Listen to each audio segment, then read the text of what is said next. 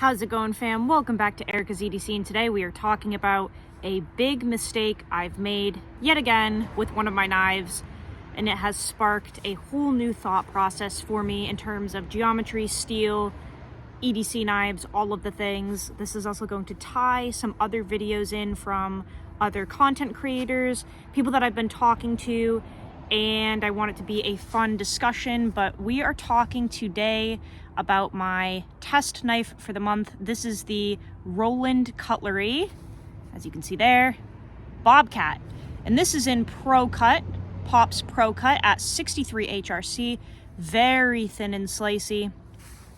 And I have bent the tip on ProCut yet again. Totally my fault, and I think I actually got it on camera, so I'll roll that in a minute. But basically, this knife is teaching me that my EDC is different than I thought, I guess. And I need to make some adjustments to my testing, my carry, because this is not the first time that I've made this mistake, and I'm learning from it. So before we get into kind of the nitty-gritty of this video, I want to talk about just really quick what I'm enjoying about this knife, because it is absolutely amazing. We are all bundled up because it is like 33 degrees in New Hampshire today, cold. We just had snow flurries, but I want to talk really quickly about just an overview of how the testing is going, and then we'll get into the meat and taters of the video. But the testing on this is going incredible. This is a fabulous EDC knife, very thin and slicey, great size for EDC. It's small, go figure, don't know the overall measurement. I have it inside probably, but I don't know it off the top of my head.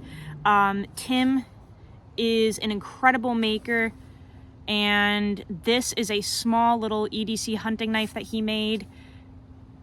Absolutely beautiful. I really like the ergonomics of this. I like the shorter blade with the longer handle. I love how he configured that whole thing. The handle is very comfortable. We have a Coke bottle there, as you can see. Very subtle though. But one thing that I noticed during testing, and this is a very like minute little thing, but I did notice it. I am obsessed with how he did the butt end of your mom, also of the knife. So as you can see, there's a little bit of a flare right here at the very end, and everything kind of poof goes out like a little skirt. That is actually something that I love about EDC fixed blades when makers do that, because again, this is not the first time I've noticed it, so it's a real life thing. When I tested the Scrawny Lumberjack Comet, one of the things that I mentioned that I really enjoyed about this knife was how the butt flared out like this, and you have this little radius here where it all gets skinny and sucks in. And I remember saying during my test updates that with this particular knife, I believe I was grabbing it out of the sheath with my pinky maybe, when I went to go reach into the sheath on my belt. I believe I was using my pinky and kind of pulling it up out like this and being ready to cut with it, which, you know, was really nice. You get muscle memory. You kind of locate that little corset here and pull it out like that. This kind of has the same thing. Now, I'm not using my pinky with this. I'm using my index finger and my thumb. But what I've noticed with this knife is that when it's on my belt and I go to take it out to use it, immediately my hand reaches for this little area right here, and it's very easy to locate, especially when it's cold or you have gloves on or you're busy about to light a fire, right? I do a lot of that. I'm noticing it is a very small little detail, but it means a ton to me in my brain. This little area where it sucks in is so helpful. You just get that muscle memory, you pull it right out of your pocket, and you have that little bit of like grip to lock in on where it's supposed to curve, you know, where your pinky is. But I just grab it like that, pull it right out, and I have a good purchase on it, even if I'm compromised, like my hands are cold or gloves, like I said.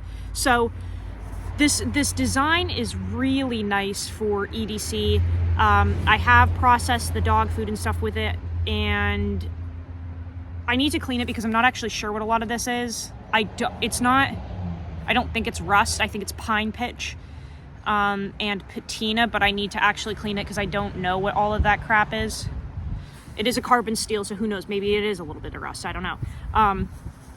But this design is just really working well for me. Extremely comfortable. The heat treat on it is incredible. We're gonna go inside and talk about the bent tip here, but the fact that it bent and didn't break with what I was doing is admirable, okay? So, just absolutely phenomenal work from Tim over at Rowland Cutlery. Highly, highly suggest checking out his work. He's been doing it for a long time, guys.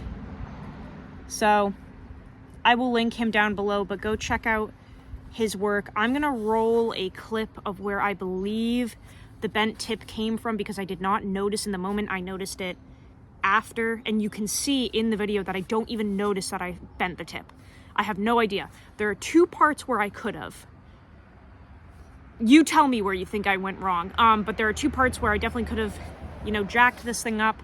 I noticed afterward. I'm glad I got it on camera, but I'll roll that in here now, and then we're gonna talk about the reality of this situation. So let me know what you think about this next clip here.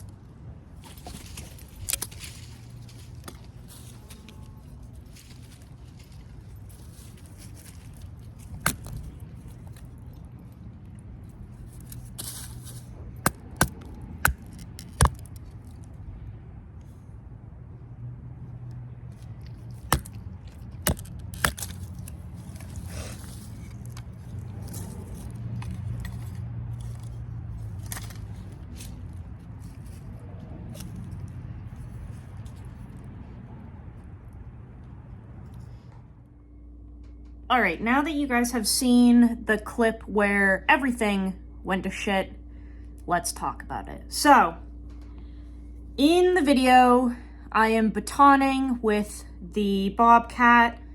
Dumb decision. It wasn't even a decision, really. I just did it and realized what had happened afterward. I didn't even think to go grab an appropriate knife, and that's important because that's going to tie into the structure of this whole video. But anyway, I batoned with this knife. It is too thin for that, and either hitting the tip of it with the baton bent the tip, or it was when I accidentally, as always, stabbed it into the ground full force during batoning because I'm retarded. So, the good news is nearly any other knife at 63 HRC and this thin would have snapped, okay? Or shattered, or something of the like. It would have broken. This is very thin, guys. Very thin. This is an EDC knife. It is not meant for what I was doing. Nearly anything else at this hardness, with it being that thin, the tip would have broken off, okay? If magically it didn't break off, then surely the way that I fixed this would have broken the tip anyway. Because what I did is exactly what I did on camera with this ProCut knife at 63 HRC and the same thinness pretty much. I took a pair of Knipex pliers and bent the tip back to true. Also using a mallet, a little plastic one I've got over here for the leather work, but I can't reach it from here. I used a combination of pliers and a mallet to straighten the tip back out on both of these. If it didn't break from the impact of the batoning, it would have broken by trying to fix it, okay? And I didn't even use any cloth or anything, didn't care about marring the steel, literally just took these pliers and bloop, bent it back to as true as I could get it, smashed it a few times with a mallet, and we're as good as we're gonna get for now. Okay? I can't do really any better than that. And I did the same exact thing with this ProCut knife. I think I just did most of it on camera because I had the capacity to. So, like I said, the good news is ProCut is the balls.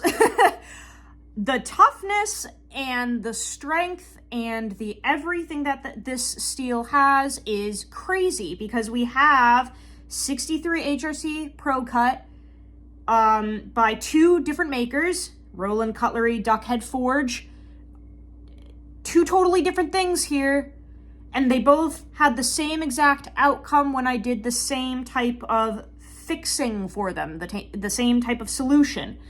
I'm pretty sure they're very close in thinness. I've got my little calipers, my little calipers. I want to measure the BTE on this real quick, just for shits and giggles, and I'm probably going to be out of frame for a second, but just hold on. Just give me a moment. I want to just see how thin the edges, or the behind the edge thickness is on this.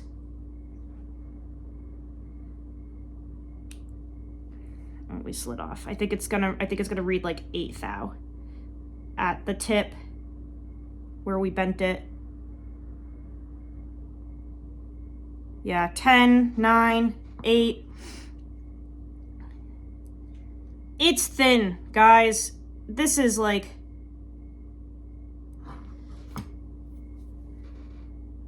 thin, okay? And it didn't snap or anything. That's silly at that point. Let's check the Ranger over here, because I had the same ordeal with this, doing dumb stuff. Bent it right back, no issues. This one's 11, 10, 12-ish. Okay? So thin. Very, very thin. That is impressive. That is also why I do not test a steel once and then never revisit it and just say it's the best thing ever moving forward, because you have to test it from different makers at different hardnesses and different thicknesses and all of the things. That is very important to see how consistent things are, okay? So this is exactly what I'm talking about. I've said ProCut works really, really well for me for what it was made to do. It replaces nearly all low alloy steels, in my opinion. The edge retention blows anything else in the low alloy class out of the water. The toughness and strength are unmatched, and not once, but 2 times, being extremely abusive to these knives, I have bent the tip on each knife and taken pliers and a mallet and bent it back to about as true as I can get it, being me. Okay? That means something to me. That means that if you had a knife and ProCut out in the field on a trip, a camping trip, whatever, and something bad happens, you maybe can fix it yourself and not worry about it. Love it. Now, let's talk about let's talk about where this ties into a problem for myself. Because I've been talking a lot lately with other content creators. I'm always talking with other makers because that's what I do, is work with custom knife makers. But I've been talking a lot recently with other knife tubers, if you will, especially after I bent the tip of this knife here.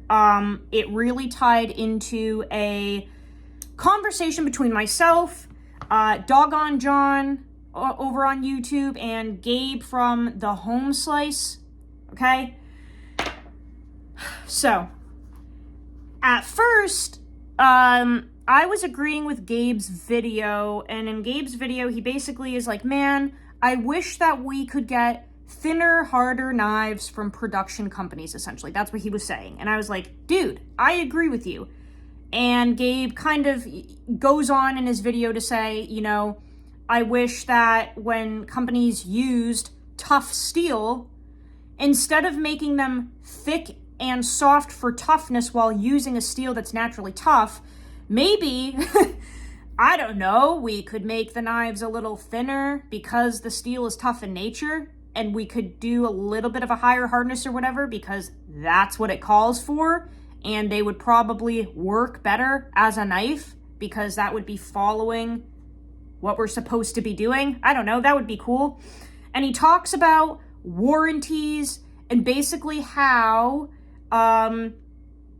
it would be cool if people with a brain just took accountability for what they did, and if they bought a knife that was thin and hard and they did break it, instead of taking advantage in a negative way of a warranty service, they would just hold themselves accountable and be like, well, that was my fault, I'm shit out of luck. I agree with that. However, I'm finding hypocrisy in my own use, because what the fuck is this? What is this? Well, this, if you look in the fine print here, says, Erica is an idiot. Because I'm always advocating for thin, hard knives. And what did I do with the thin, hard knife? I could have broken it and I damaged it. So, let's see. I know I've got one in here somewhere. In the video, Gabe is like, you know, our grandfathers used nice, thin, slicey knives, and those knives worked really well. He talked about full height hollow grinds, like this Case Sodbuster Jr., and it really is actually nice. They've, you know, got a full height hollow. They'll slice decently well even when they're dull via geometry and grind.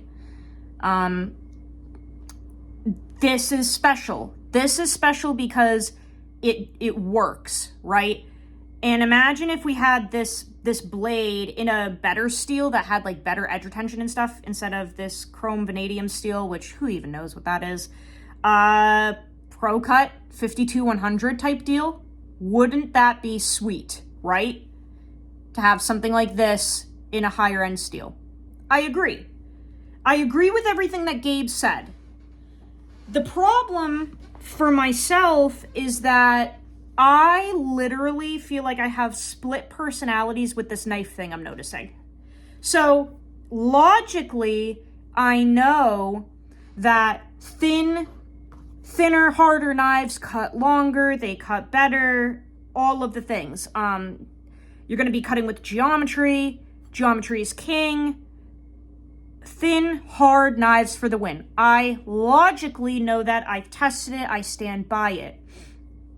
For me, what I'm noticing though is that I think I just still have that almost like blue collar mentality that I used to have, and that maybe I actually always will.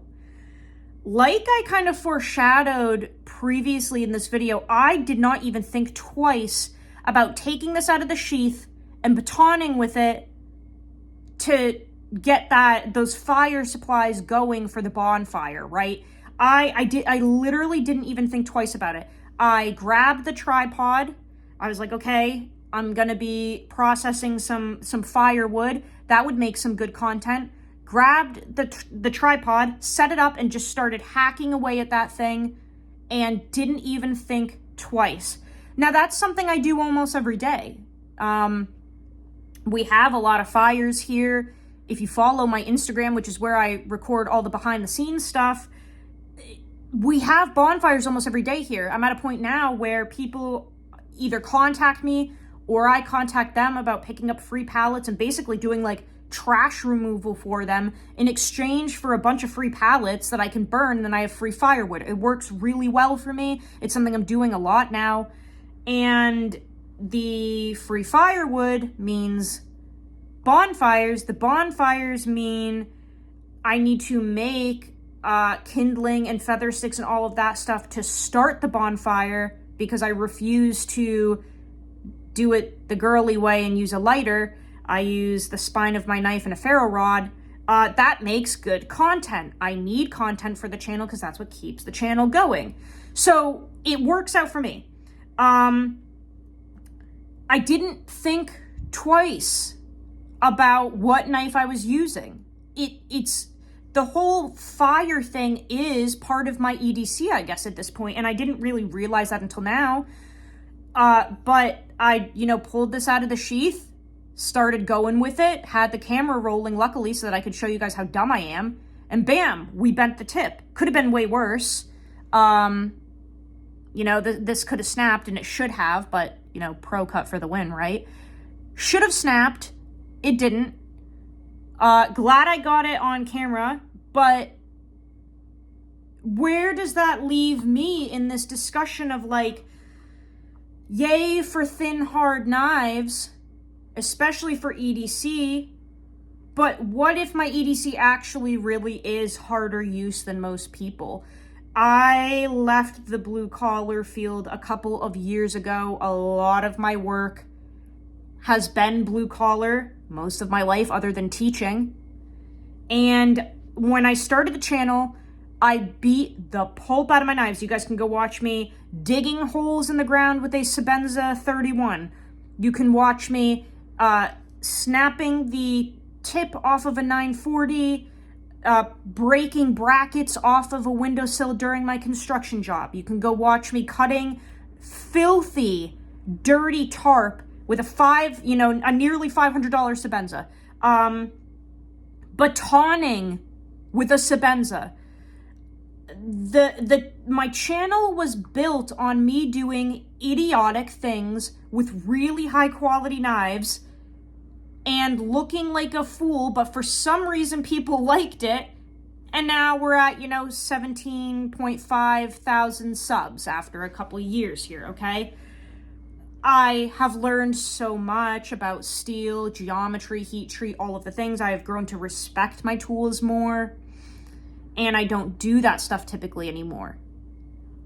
But it's so weird how I was just going about my day, and I've never claimed to have the Amazon package opening lifestyle. I've never claimed to be that pure, because I'm not. You guys know I live in New Hampshire. I do a lot of fun stuff with my knives. I use my knives a lot. We do a lot of the dog food processing, a lot of wood processing, hiking. I don't know, my lifestyle calls for a knife. I thought I had kind of strayed from that knucklehead blue collar mentality where you just carry a knife, whatever's on your belt, you pull out and you use and you put it away, and you're hoping it works, right? I thought I had left that behind. Apparently not, because the moment that I wasn't hyper focused on testing and reviewing and recording and all of the things, the true colors came out, and I didn't even think about what logically made the most sense for that EDC task that I do. I did not even think to go inside and grab a beater knife and something thicker. I didn't. So I guess I'm having like this internal battle of like, crap. I love thin slicey knives. When I'm on my A game, I'll go inside and grab something more appropriate than what I'm testing. But I almost feel like a hypocrite because there are probably a lot of people that just go about their daily lives and they're relying on a tool and hoping they don't even think about if it's going to break because they're just trusting that it won't. And that, batoning situation for me was really idiotic. I should have gone in and grabbed something else. And thank God Tim did a wonderful heat treat on this ProCut. And thank God ProCut in itself, in nature, is an extremely tough steel. I think it's got like 2% nickel. Ridiculously tough, great strength, great edge retention for what it is. But that could have been really bad, right? I could have completely snapped the tip off of this knife. Thank goodness Tim, the maker of this knife, is so amazing. I reached out immediately, sent him photos, sent him voice messages, and I was like, okay, I'm so sorry. I was not trying to disrespect your knife, and I was not trying to break it, but I did bend the tip on it. I'm going to try to fix it.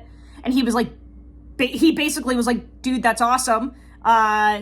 Use a rawhide mallet and try to smash it back. And I was like, I don't even know what that is. I don't have that.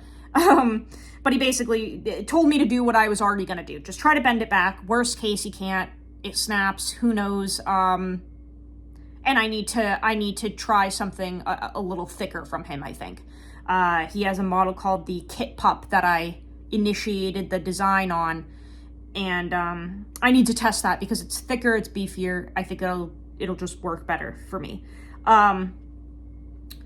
But I didn't want him to think that I was being disrespectful of his tool.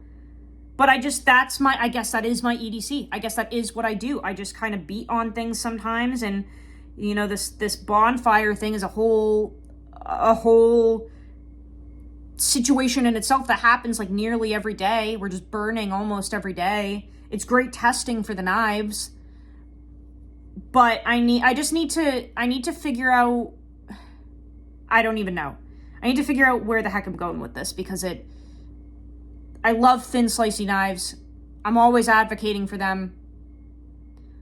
But I do see how some people just want something that they don't have to think about and they just need something a little bit thicker or, dare I say, maybe a little softer. And that's just the reality of the situation. I am very impressed that this didn't snap when I tried bending it back. Seriously. And it's not perfect. I could probably spend more tedious time trying to perfect it. I feel like I did a better job fixing the Ranger. Like, I feel like that. And this tip was really dang bent. I think it was actually worse. I feel like I did a pretty good job on that one, like, for what it is.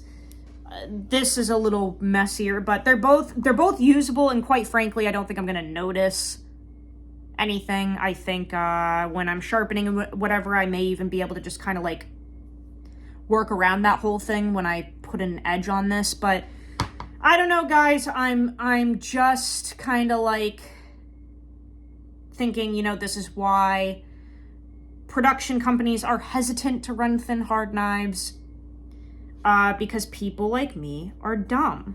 And sometimes we don't mean to be disrespectful. We don't mean to do dumb stuff, but you just kind of do. You know what I'm saying? If your lifestyle just is like that, sometimes you just do dumb stuff with your knives, and then it's like crap. I guess, should we be more mindful? Absolutely. Should I have been more mindful? 100%. But what are you going to do, right? I guess I just have a lot to think about. I have a lot to think about. I fell short.